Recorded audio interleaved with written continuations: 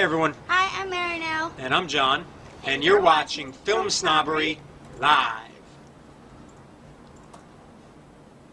Yay! Start talking. Good evening, everyone. Welcome to Film Snobbery Live. I am your host, the tired Mr. Nick Baisley. It has been a hell of a month. Everyone's like, hey, you've been on vacation. And I gotta tell you, it's been no vacation. It's been nothing but work. One of the cool things I want to show you guys is the new set.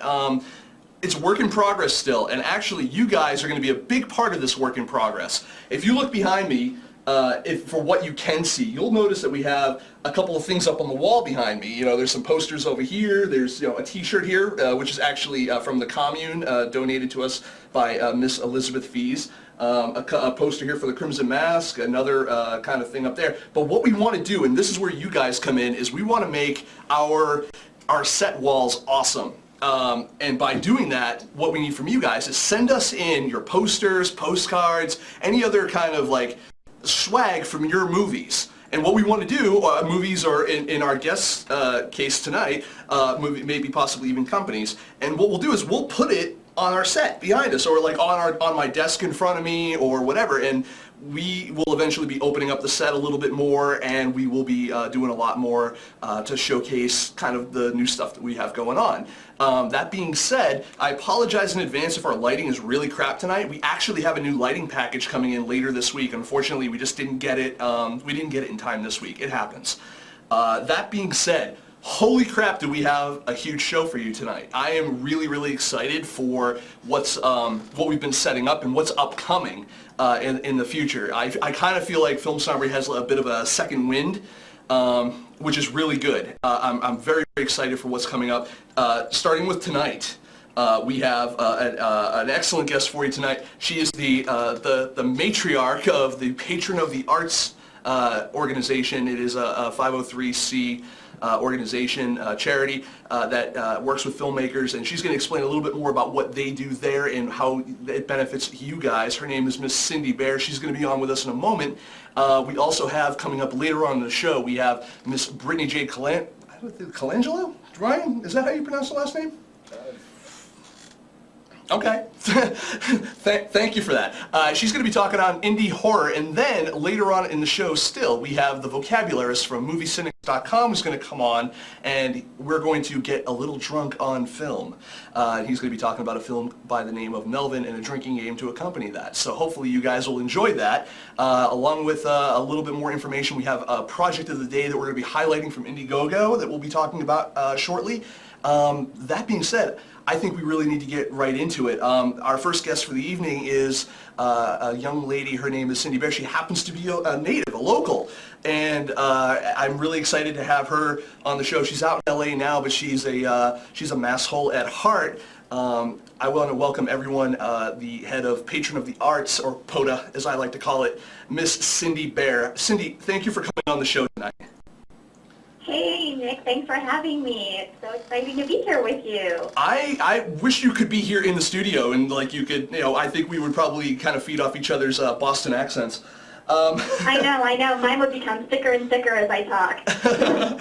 So you started this, and you actually, I want to just kind of give everyone a little background on how I became aware of you guys. We have a friend in common, Miss Elizabeth Fees, director of the commune, and she had, I think, Facebooked or tweeted out this thing that you were trying to do involved with Chase Giving. You were trying to get some grants for Patron of the Arts, and then I kind of hooked up with you that way, trying to figure out what Patron of the Arts is and what it does for filmmakers and stuff. And actually, this was last year, I think, that you and I, or it was beginning of this year that you and I started talking a little bit. You're right. It was, I think, last year. Yeah. That's so neat that Liz connected us. She's such an amazing person. But yeah, we tried to win the grant last year, and we came really close, but we didn't. And then we just did it again, and we won the Chase Community Giving Grant. So we just won $20,000 to help get us going, which allowed us to launch this week. This week, we're actually launching our 2 programs. 20 large, girlfriend. All right. I am so psyched. Now, you won 20 grand, and you're launching Patron of the Arts. Could you do me a favor, explain a little bit about what Patron of the Arts is and kind of what motivated you to start it. Sure. Well, Patron of the Arts, like you said, it's a nonprofit company, and basically, I guess you can kind of tell from the name Patron of the Arts, we had the idea, it just seems like it was, I know so many filmmakers and they were having such problems in finding ways to get their scripts to screen. And with modern technology and all these amazing tools at their fingertips, it was just such a shame that there wasn't some way to let many people come together to help people in a way so that they wouldn't be mortgaging their houses or, or trying to get investors in this bad economy. So it was kind of inspired by Kiva. Do you know Kiva at all? Yeah, they're the micro-lending site where you can, right. Yeah, they're hyped up by a bunch of celebrities. They are, but I discovered them several years ago, and I went to their website, and I loved how they listed the different projects.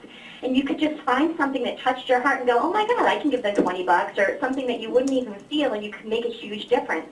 But with my ideas, I wanted it to be tax deductible so that people, if they wanted and they had more to give, they could also give more. And participants could go after bigger grants and whatnot. And it would basically be the idea that a lot of people could come together instead of just a few people and make something happen for a filmmaker. Mm-hmm. So that was sort of the idea behind Patron of the Arts. And has that idea evolved or changed at all since you started, at the beginning of the process? And actually, another quick question as an addendum to that: how difficult is it to actually set up a charity or a nonprofit organization? Well, that's interesting. It was really difficult because when we started, we had absolutely no funds. We were paying for this all out of our own pockets, so we couldn't hire a lawyer. So basically, if you don't have money, it takes a really long time. So it took about a year and a half just for us to go through all the government paperwork and go back and forth and with the rules and regulations and to get approved. So if you have money, I think, and you can hire a lawyer to do all of this for you, maybe it would take 3 to 6 months if all your ducks were in a row. Mm-hmm. But for us, it took about a year and a half, maybe even longer than that. And that's when from the point where I decided I definitely wanted to move forward because it felt a little scary because it was such a big commitment. So I think I actually thought of this idea about at least 3 years ago. So yeah, but I really wanted it to be a nonprofit because I felt like that validated projects more because we have to look at a budget and look at a schedule when somebody submits to us. And basically we're saying there's so much fraud that can happen with the internet with people not knowing who you're really giving money to. So basically we're putting our name behind a project and saying these people are who they say they are, we've looked at their stuff, they know what they're doing, and we believe that they're going to be able to bring their project to life.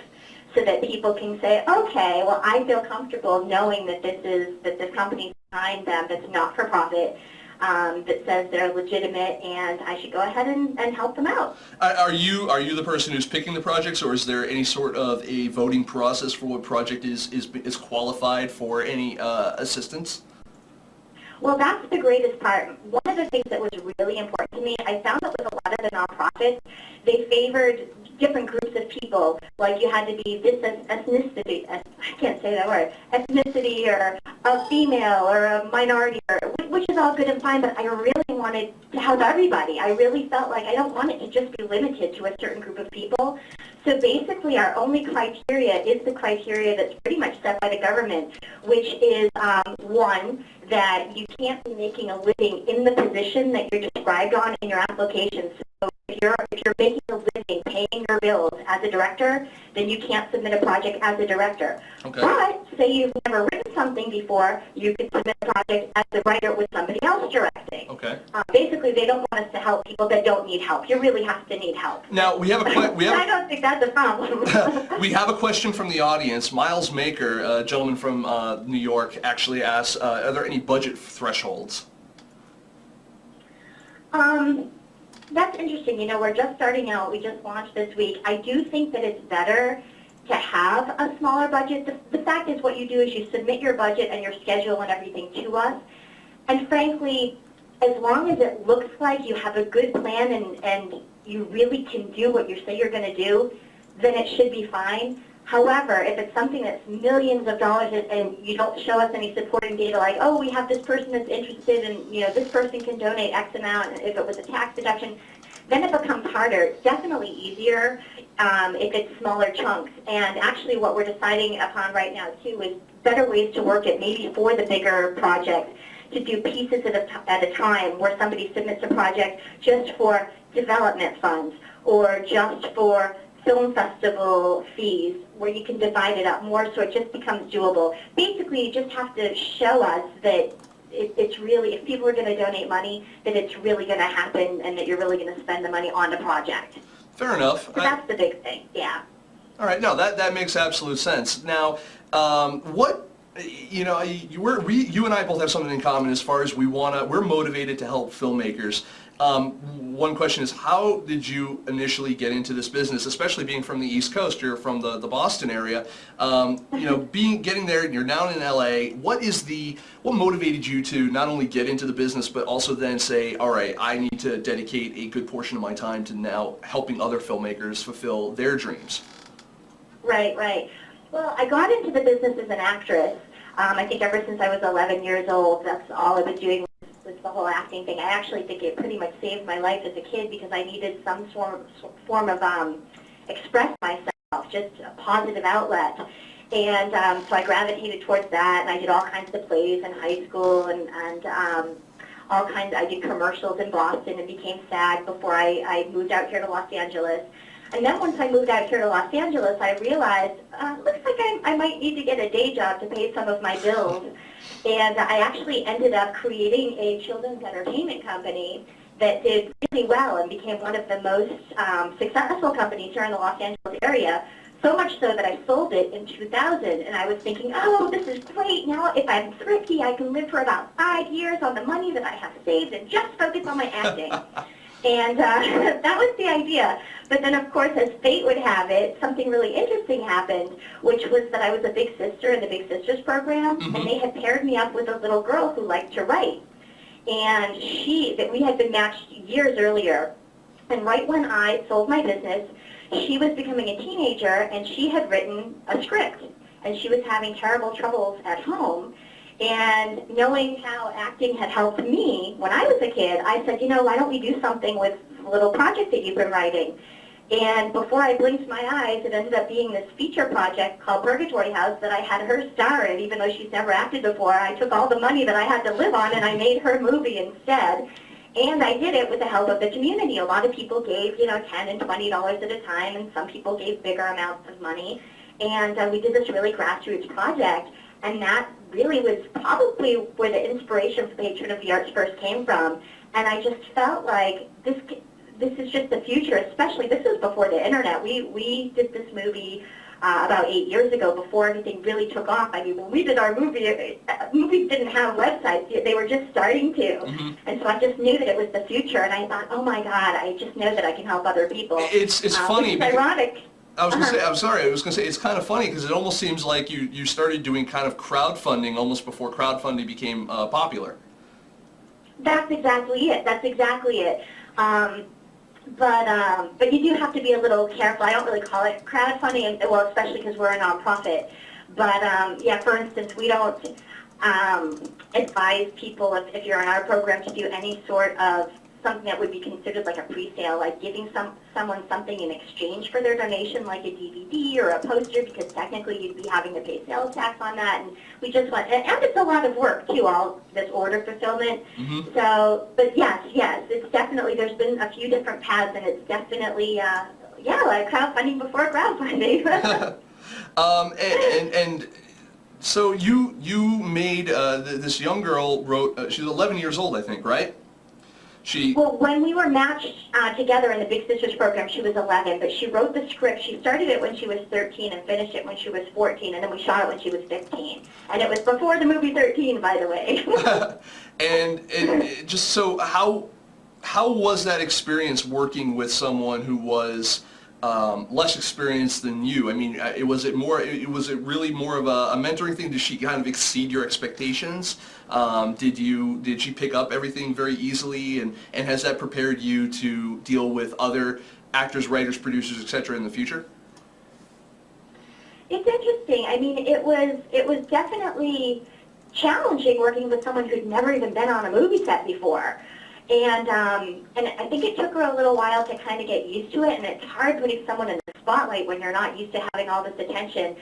I learned so much from the experience, and ultimately, I think it's one of the best things that ever happened. And yes, it definitely gave me all kinds of tools for dealing with all kinds of people, and just for making things happen and believing in yourself. And that's the one thing I always tell people, is that if you can dream it, it's possible. You know, you just have to have a good plan, and don't believe the people that tell you you can't do it, because you can do it. You just have to find what your niche is, what makes your project special. That's what it's about. And then you motivate other people to believe in you as well, and then they'll help you create your vision. And I think that's what it's all about. I can personally attest to all of that. I think there are some points where people get discouraged when it doesn't last as long as they initially anticipated. You know what I mean? Like, or not last, but it takes too long.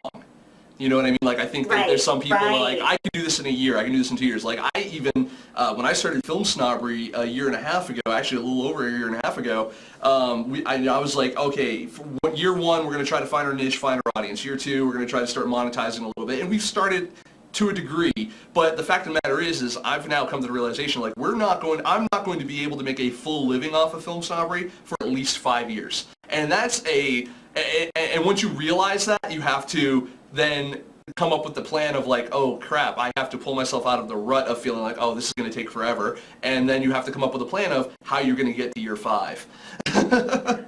Right. Or hook up with some other people. Because there's always an option of having, like, trying to find another plan as well. But I totally hear you. If you have your plan and that's your plan, absolutely. But I always think there's a plan B, which is what I call the out-of-the-box thought, which is, what have I not thought of yet? I always feel like there's something there. What else is there that I haven't thought about quite yet?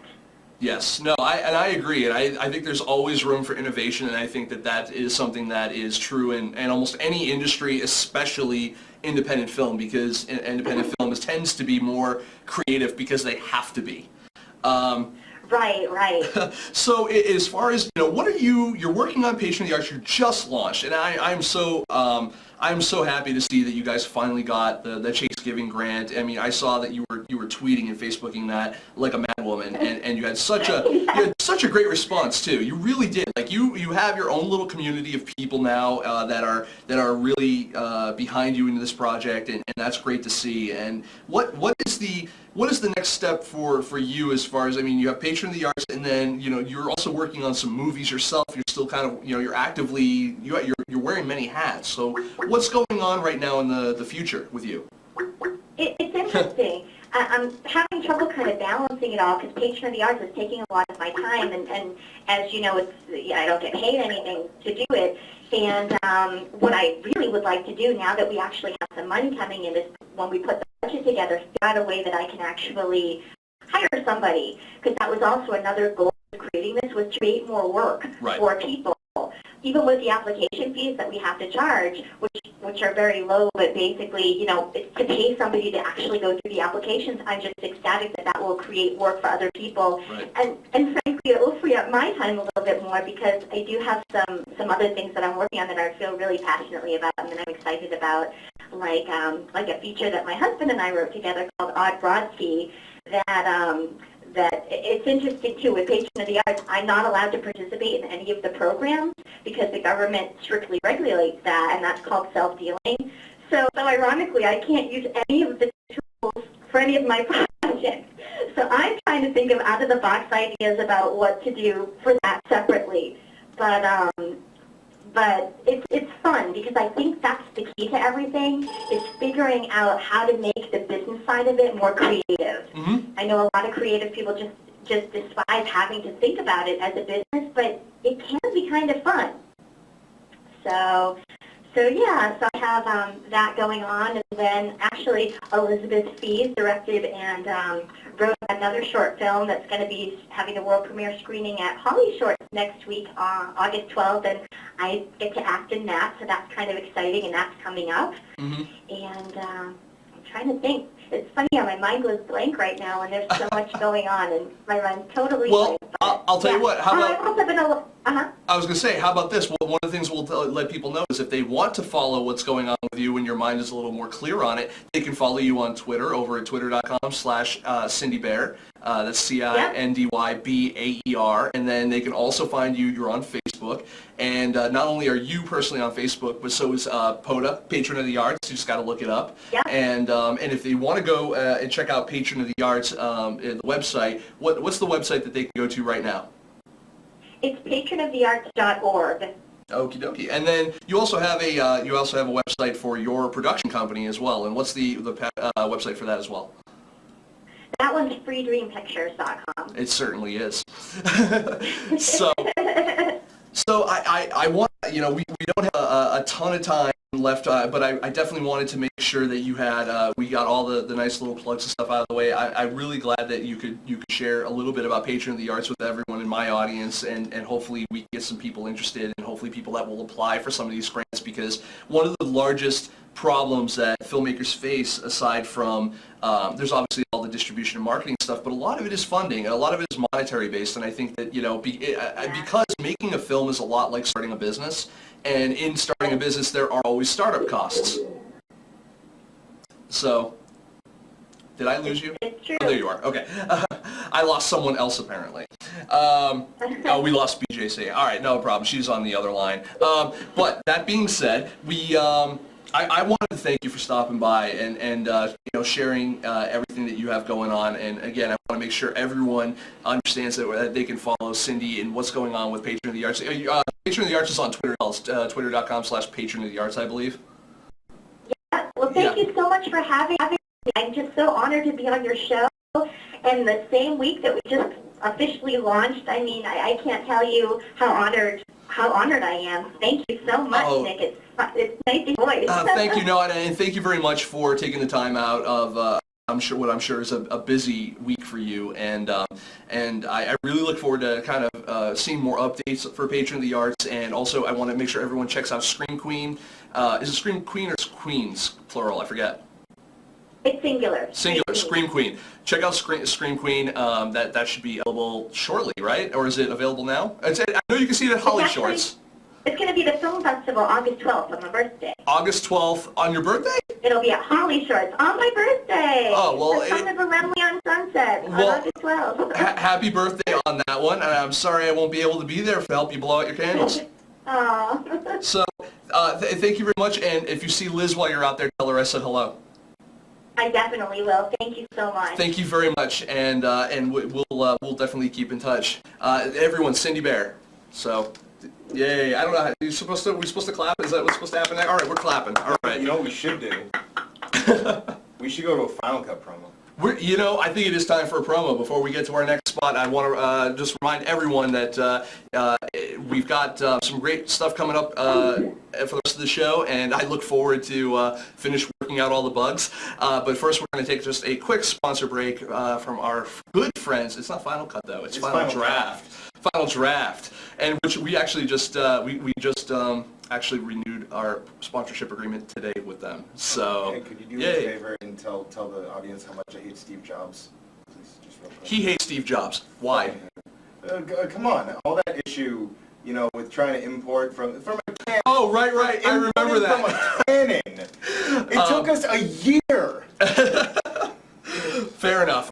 Yes. So, but however, importing Final Draft projects, not a problem at all. Let's let it speak for because itself. They have an XML file format. So we're gonna cut to a quick promo of that. We're gonna be right back for you guys in a moment, and we've got some more great shows. So.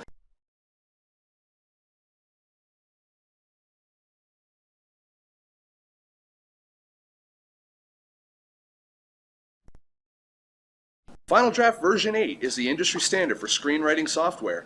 With ease of use and time-saving features like Final Draft's Scene View, Index Cards, and Scene Properties Inspector, you can see why Final Draft users include Academy Award winners like Oliver Stone, Tom Hanks, J.J. Abrams, and James Cameron. Final Draft is now even more extensible with its new XML-based file format that can be used to import your script into many other programs.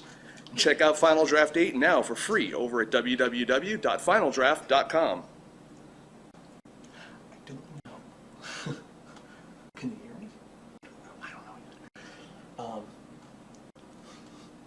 Okay, but it's just mixed promo voice needs some more. Okay.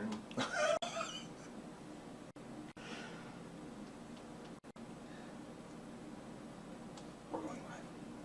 Are we live? Oh, hey, hi everyone. We're back. I want to thank everyone for joining us again. Hey, one thing I wanted to make sure that we all did. We should have done it at the beginning of the show, but we didn't. If you have an iPhone, one of the things I want to hip you guys to is a little program on here, a little app called Miso. And if you don't have it on your iPhone, you can actually go and sign up for it over at www.gomiso.com, or you can download the app from the App Store and sign up and sign in that way. But you'll notice if you were to log into Miso and you were to search for under TV shows, if you were to search for Film Snobbery Live, we're freaking listed, mofos. And what I want everyone to do, if you have it and you're able to, is I want you guys to check into Film Snobbery Live right now on your iPhone or live on the web. So go to www.gomiso.com, and I want you guys to either sign up or sign in, and I want you guys to check in. I'm going to do it right now live with you because that's because I have that kind of time.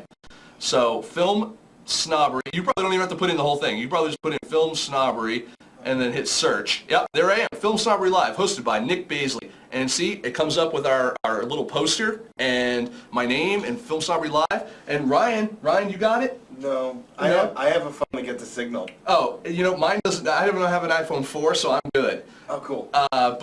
So I'm going to confirm my check-in, and you know what? I am now checked into Film Snobbery Live, as you guys should be too. And again, if you're not on the phone, you don't have to worry about being on a phone. You can do it right from the web. So www.gomiso.com. How do you like that for a friggin' advertisement? Don't forget about the iPod Touch. That does it too.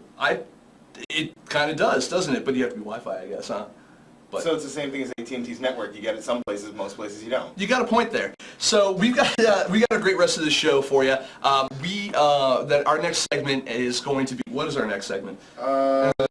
Brittany. Our next segment. Holy Christ! So we have this little correspondent. Is going to be she's awesome. She's a bag of awesome, and she's going to be coming on the show, and she's actually already on. But we're going to be having her on in a moment, and she's going to be talking a little bit indie horror for us and going over a few things. Her name is Brittany J. Colangelo, and she runs www.davewoman.com, one of the better-known horror blogs out there. She has lots of stalkers, creepers, etc. that want her body, and all of that. Yeah, I got nothing else to add to that, but I want to welcome Brittany.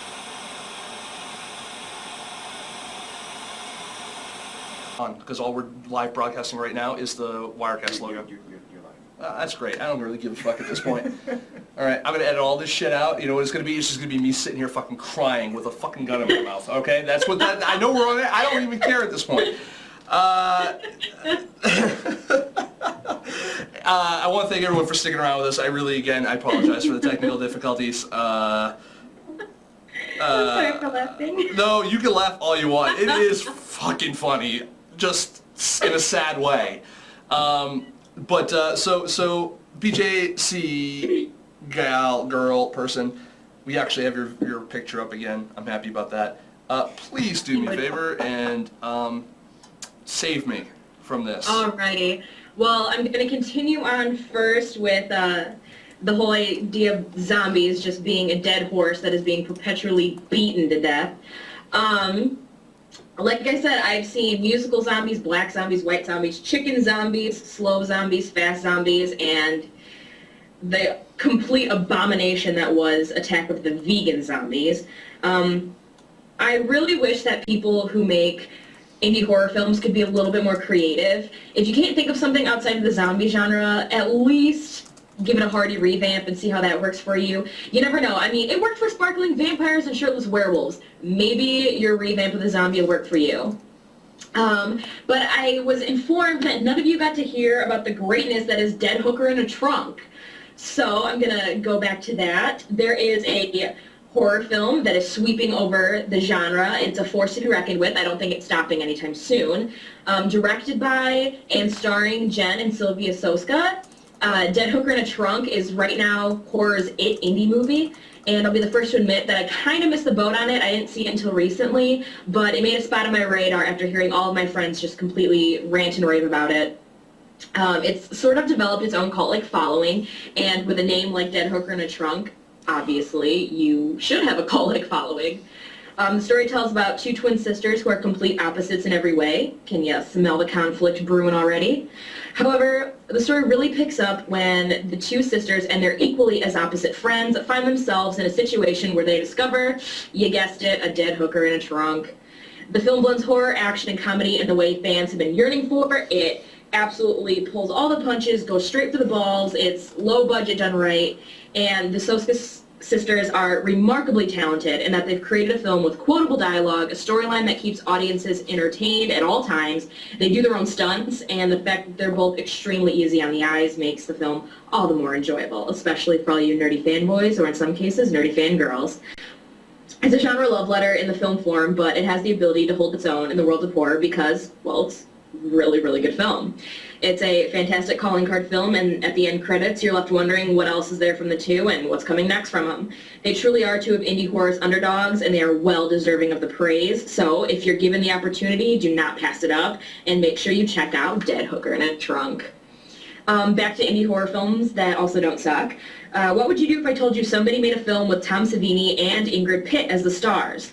Well, director Scott Bunt and his wife Pauline have made their dream come true. Their film Sea of Dust is a revisit of Hammer horror films with some relevant satire on the perils of religion. The film itself doesn't come out until August 10th, but the best way to help support this film to be seen by a wider audience is to demand it on Netflix.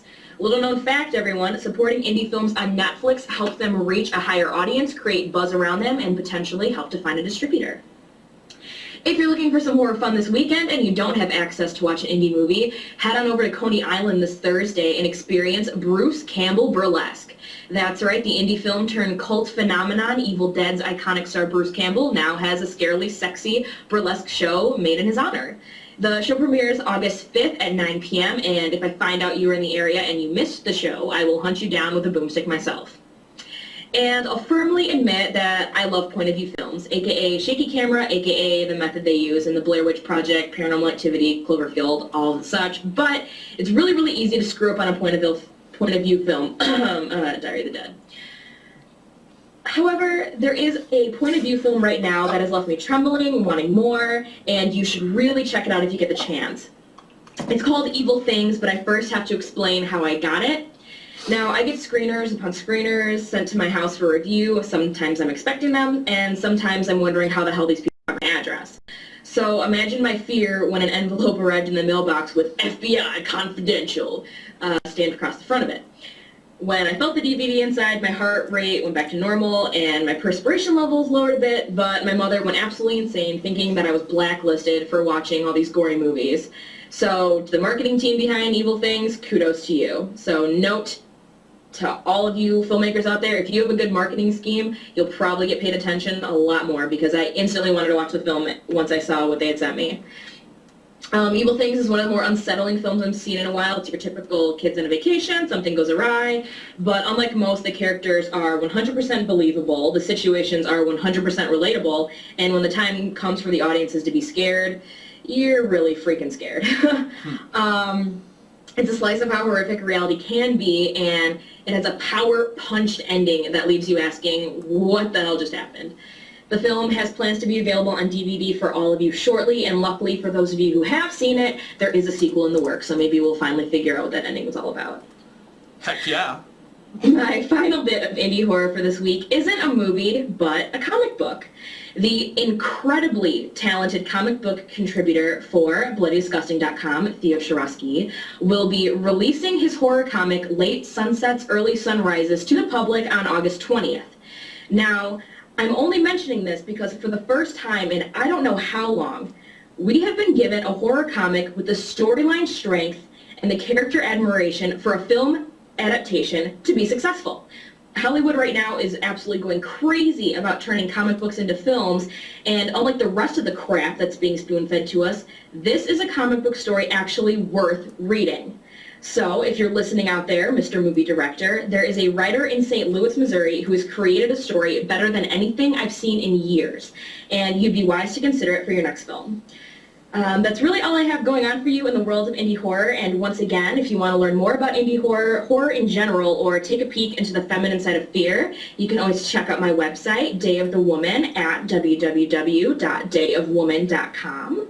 And once again, I am Brittany Jade Colangelo. Feel free to check me out on Facebook or Twitter. I'm twitter.com/BrittnaJade, BrittnahJade. And I have to thank Nick and everyone for having me call in, and thank you for listening. She pretty much just in like 10 minutes did a better show than I do in an hour. So thank you very much, Brittany. Miss BJC, everybody. Again, like she said, check out www.dayofwoman.com because she has a really awesome horror blog, and I highly recommend that everyone read it. Definitely stay tuned to Film Snobbery Live because she's going to come back every so often and give us more indie horror news, and I'm really excited to have her a part of the team. It's pretty cool and awesome. We actually have. After all of that, I'm going to cut to another video. We actually have just a quick ad spot promo for you. I want to talk about our good friends over at Sony Creative Software, specifically Sony Vegas. If you guys are tired of working with Apple Final Cut Pro, and it is kind of expensive, check out be sure to check out the goodness of Sony Creative Software, Sony Vegas Pro 9. So go ahead and roll that. Sony Creative Software's Vegas Pro 9 editing and Blu-ray disc production software allows you to edit standard or high-definition video with ease. Their drag-and-drop functionality, along with their multi-camera editing tools, extensive plugin support, and efficient workflow for 32 and 64-bit systems, gives independent content creators of all types the ability to customize their workspace and take advantage of professional editing tools at a fraction of the cost of Final Cut Pro. For a free demo, visit www.sonycreativesoftware.com and discover for yourself why Film Snobbery Live has been using Sony Vegas Pro editing software for all their post-production needs. 1 second.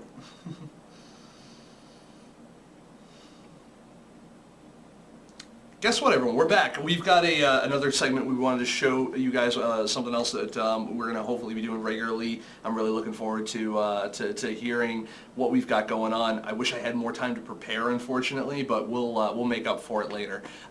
We have, if you guys have never been over to www.moviecynics.com, you guys are really missing out because they do this really cool thing with the movie reviews that they do. It's like they've got a really good angle on some of the reviews where if it's a movie that has a lot of, shall we say, repeatable offenses, they actually will create custom drinking games for different movies. One such movie is going to be discussed tonight, and in a segment we're going to be calling Drunk on Film with the Vocabularist. So take it away, sir. All right, well, first up I just want to say you spelled my name wrong. It's a common thing. It's vocabularist. He did it. He did I know it. people have problems with things that are more than 3 syllables, and 6 syllables might be pushing people's limits, but it's a vocabularist. But anyway, so this movie here is, it's an indie zombie movie, which BJC was just ripping on indie zombie movies, but for me, for anyone that's working on a low budget, it's a fantastic medium to get your film across. You have to pretty much take it seriously and try and do something new with it, but if you can do something new with it, it's a great experience. So Melvin is one of those few zombie films that actually pulls this off, and with a budget of $1,500, you're pretty much not going to find anything better than this for $1,500 out there. I mean, it's just a great zombie flick, and it's very original. So the film is easily the best thing that's come out of Eugene since the last time I drove away from there. And I played the drinking game a little earlier this evening, so if I'm a little rambling and a little odd, all these technical difficulties allow me to continue that adventure. So rambling and odd is what you do best. Huh? Rambling and odd is what you do best. That's my thing. I just like to go on. I just like to say what I'm going to say and see how that works out. It's all you. So anyways, are you going to play a clip from this, or I you want me to go into it? I think you should go right into it for right this second. We had again, our technical difficulties are kind of preventing a couple of things, but go right ahead and get the people started. And if they want more details, they can head on over to www.moviecynics.com and check out the review for more details. Go ahead though. Yeah, that's good. So you can look at the review. Just do a search for Melvin, and you'll find the review.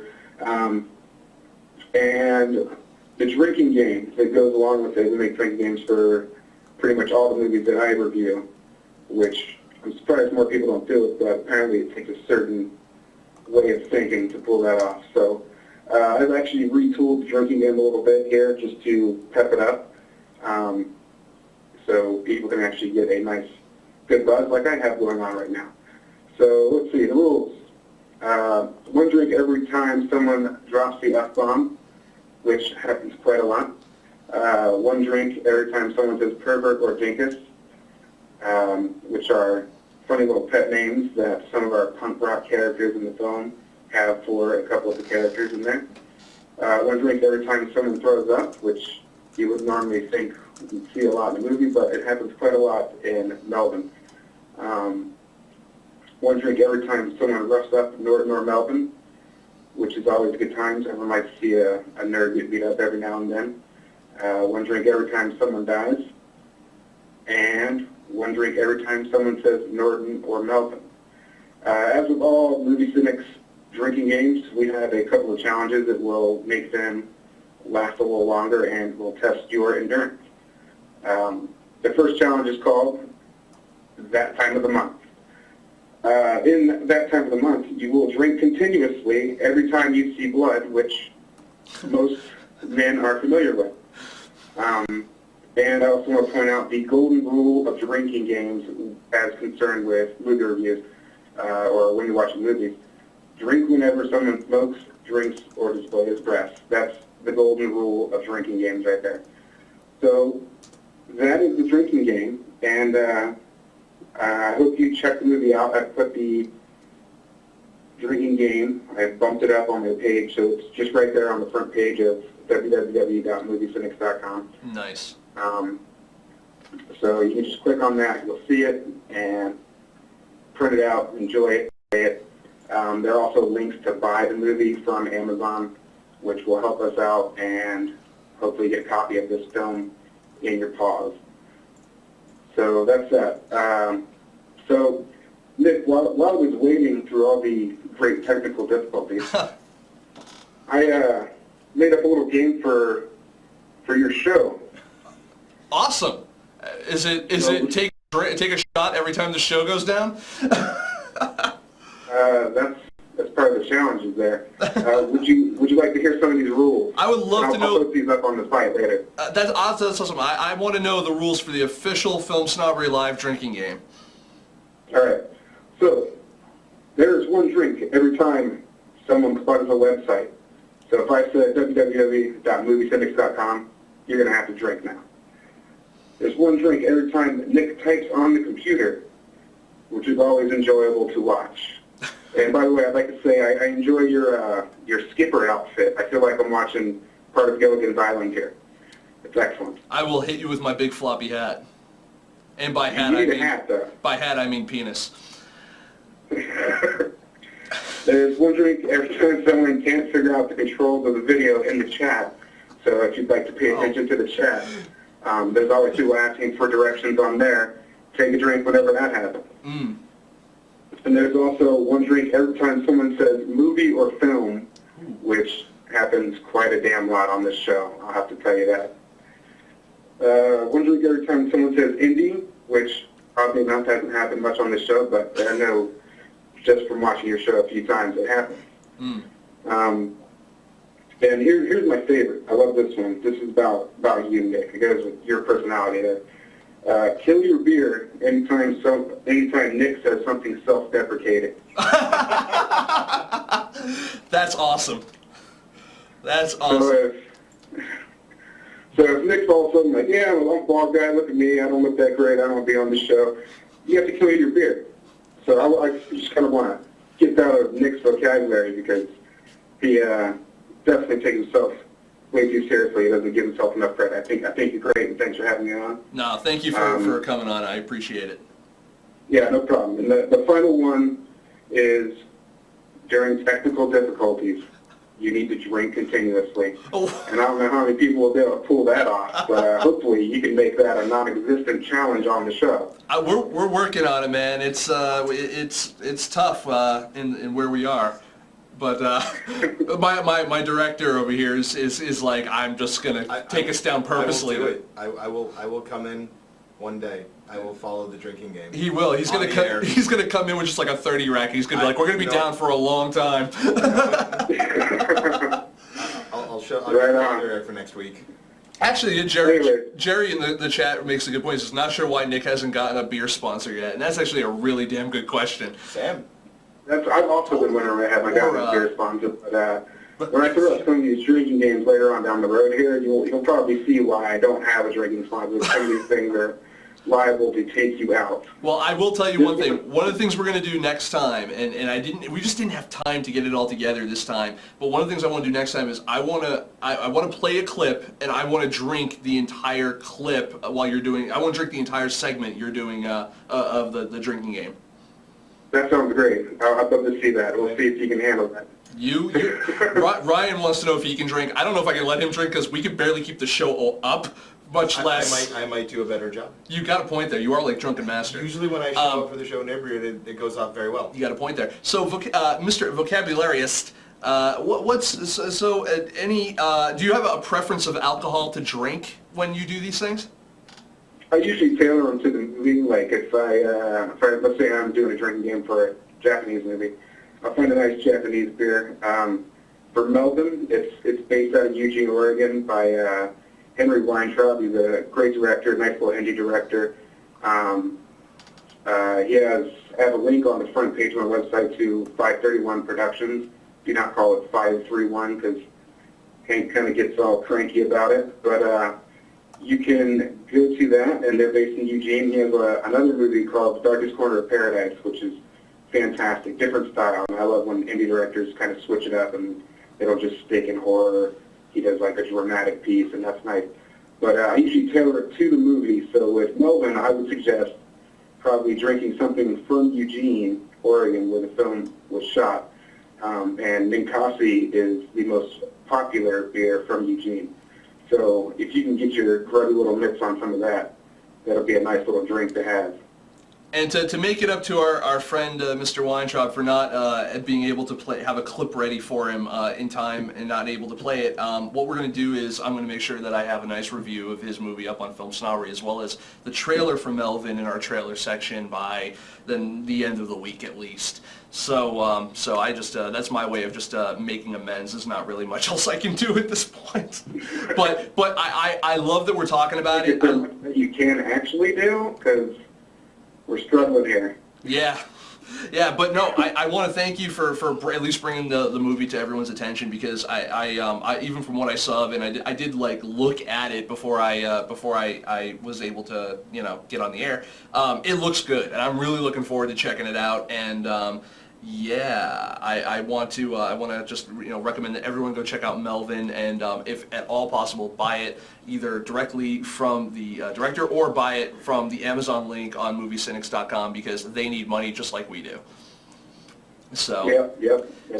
Everyone, we got to help each other out. That's how it works, except for Jerry. I appreciate you having me on there. No, thank you very much, sir. And we will we're going to have you back soon, whether it's next week or the week after. It's really kind of up to your schedule. I don't want to take up all of your time because you're very busy running www.moviecynics.com.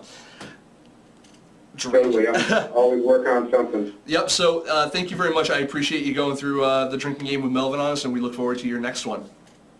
All right, thanks a lot. I had a lot of fun. Check out the drinking game at MovieCynics.com, and I'll be putting up the FilmSnobbery one up there too. Yes. Either today or tomorrow, so you can reference that for the next time we have to sit through some of your wonderful technical foibles. I'm totally linking that on the FilmSnobbery site somewhere, so people can, I'm probably on the FilmSnobbery live page, so people can follow along. Right on, right on. Awesome. Appreciate it. So thank you very much, and let's get on with the show. All except I don't know what the hell the rest of the show is. Devil's Fork. Yes, yeah, we're going to talk about, we have another new segment we're going to do. One of the things that Film Snobbery is always trying to do is, Film Snobbery is always trying to, talking to like in the third person. I feel weird when I talk about Film Snobbery in the third person. Like, I always usually say like we or I, but I feel, like I'm saying what Nick Baisley does. No, you know what I mean? I feel weird when I talk about Film Snobbery in general. Yeah, well, fair enough. But yeah, so one of the things we're trying to do is we want to try to highlight new and interesting projects. Specifically, one of the things that we're trying to do is highlight projects that are looking for help in the realm of crowdfunding. We found one such project that I took a look at online, and I really connected with, and I really thought that it was worth taking a second look at for you guys. And one of the project I want to do here, our project of the week, Indiegogo project of the week, is called Devil's Fork.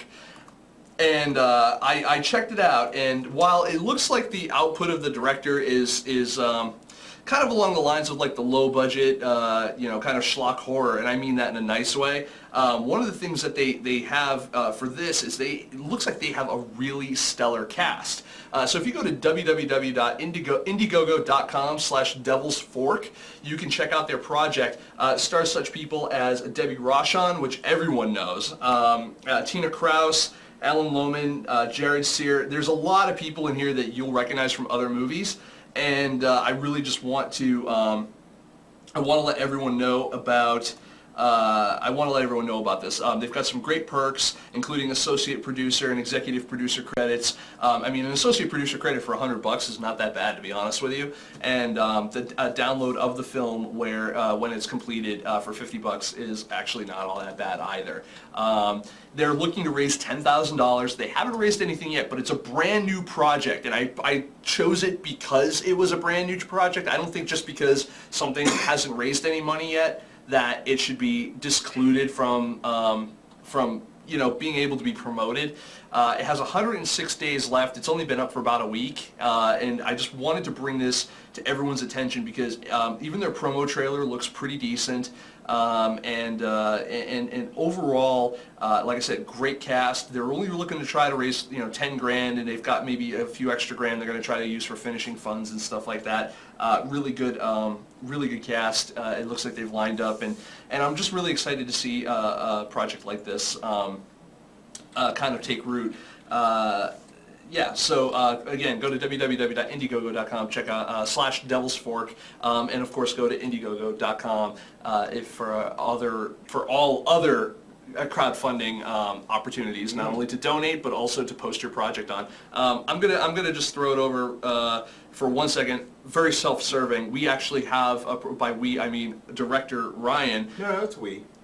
Kind of producing it, but. And director of cinematography. Here, I'm going to pretend like I have a seat. You're going to pretend like you have a seat. This is Ryan Nishan. Ryan Nishan is our director at Film Snobbery. He's been with me now for a very long time. Very long time. You're uncomfortably close to me. I am. There's also an image right in front of me. That's why I'm here. Oh, okay. Yeah, you totally... I want to be the censored face. Okay. But the fact of the matter is that you have a web series that you just started up, and we just filmed the first episode for, and the promo video for our Indiegogo project is actually now up. It's you can go to www.indiegogo.com/nerfed, and you go there, you check out the promo video. Explain what it is. What is Nerfed? It's a show. Like on the web? On the web. And what is it about? Being me. Being a nerd, being a loser, working for Film Snobbery for a year and a half and not getting paid a goddamn dime. That's pretty much what happens. It's not about all or any of that, really. No, but it's actually it's the geek life, the nerdum. If you like TV shows like How I Met Your Mother or It's Always Sunny in Philadelphia or something like that, the idea is that it really kind of focuses on, it's kind of that style of show, but focused on gaming nerds and just kind of those average people that you'll see in like comic book shops and stuff like that. But we don't have Neil Patrick Harris. We don't have Neil Patrick. That is a problem. Yet. Yes. Yeah, but I just finished shooting the first episode with him, and I gotta tell you, it actually is funny, and it actually is, I think will really amuse you guys. The episodes are pretty short, around between 2 and 5 minutes-ish. even though we shot like 3 hours worth of footage. We find a way how to edit my face all the time. I like this. No, you're a handsome man. All right. Yeah, So go over and check out www.indiegogo.com/nerfed.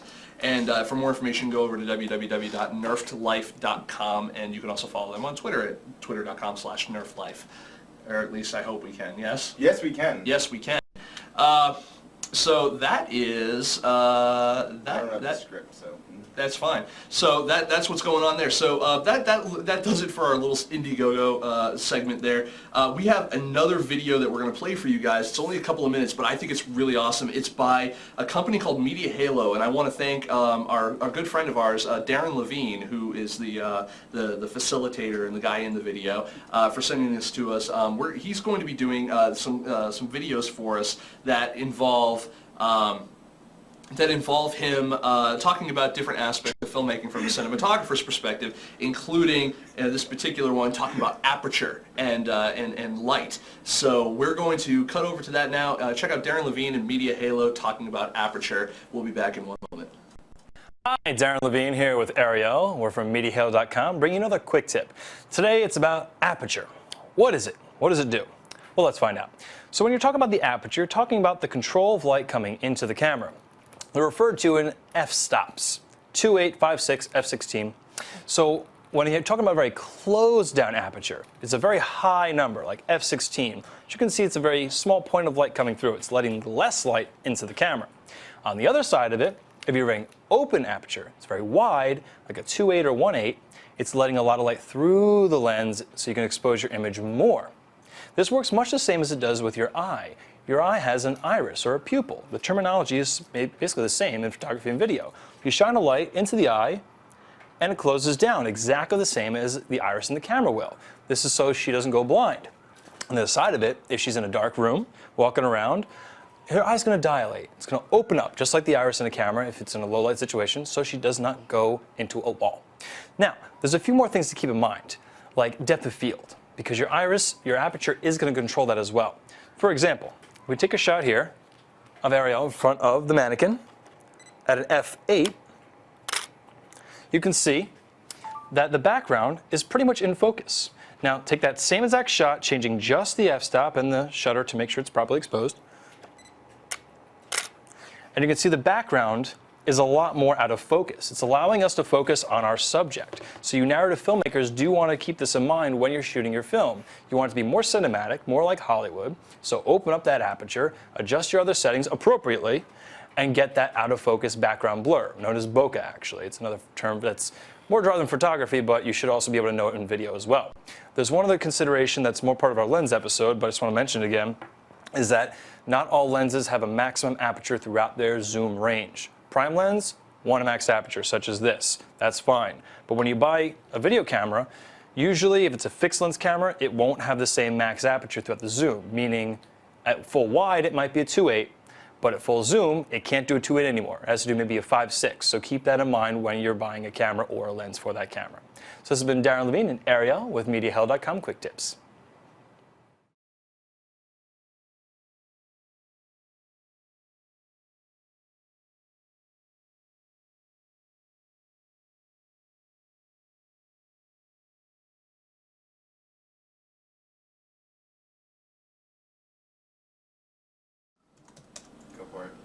Hi everyone, we're back. Sorry about that. Quick little issue there. I blame the director, but we're back. I just want to thank everyone. First of all, who came on the show tonight. I want to thank Cindy Baer of Patron of the Arts. I want to thank and check her out in Screen Queen. I want to thank the Vocabularist. And I want to, from MovieCynics.com. I also want to thank Miss BJC from DaveWoman.com. I want to make sure everyone checks us out over at Twitter.com/FilmSnobbery. Checks out all of our reviews, interviews, and we've got a lot more interviews coming up. Actually, I've been very busy the past month getting a bunch of new content ready for both the show and the site, and we have some new opportunities that we're going to be offering you guys as well in the future. We've got some more copies of Final Draft 8 Pro, version 8 Pro, I guess, whatever, to give away. We've got some magazine subscriptions. We've got tons of stuff. We've got T-shirts. We've got a bunch of stuff. And for you guys who are aspiring filmmakers or existing filmmakers that are looking for help both on the web and graphically, we've got some new services that we're going to be rolling out for you guys soon that is going to blow your goddamn socks off. And of course, if you ever need any help with your movie film, if you need help with your movie film, Very nice. if you need any help with your film or script, you can always check out our consultation services. First couple hours are free, so you know it's very easy for you guys to talk to us and well, me specifically, and get some honest feedback on what you're doing and get some direction on what to do with your project. We're very honest. We're very inexpensive as well, and we actually work by the project. So that being said, I want to thank everyone for coming to the show tonight. Thank you again for even sticking by us while we had the technical difficulties. I really cannot. I've missed the show personally. It's been a month and we've just been so busy. Next show we got some new lights. As always, the set is going to be evolving. Please, everyone, send us swag. Send us your stuff. We want to see your brand on our walls. Your films, your brands, all that kind of stuff. So definitely check us out. And every week at, actually we're going to be changing days coming in September. But for now, through the month of August, check us out every Tuesday night at 10 p.m. Eastern Standard Time here at live.filmsnobbery.com. Next week's guest is Z Chun from, he's the director of Children of Invention. You guys might have heard a lot about that from Sundance. And then after that, the next week after that, we have Hercules himself coming on the show, Mr. Kevin Sorbo, or at least I believe he is. He emailed me the other day and said, hey, when are we doing the interview? I'm like, didn't we already confirm that? So hopefully that's the idea. That being said, we've got some other great interviews coming up too, so everyone stick around and keep us in mind, and if there's anything we can ever do for you, please don't hesitate to ever hit us up. So thank you everyone, we'll see you next week. Again, my name is Nick Baisley, I am the Film Snob, and I'm saying good evening.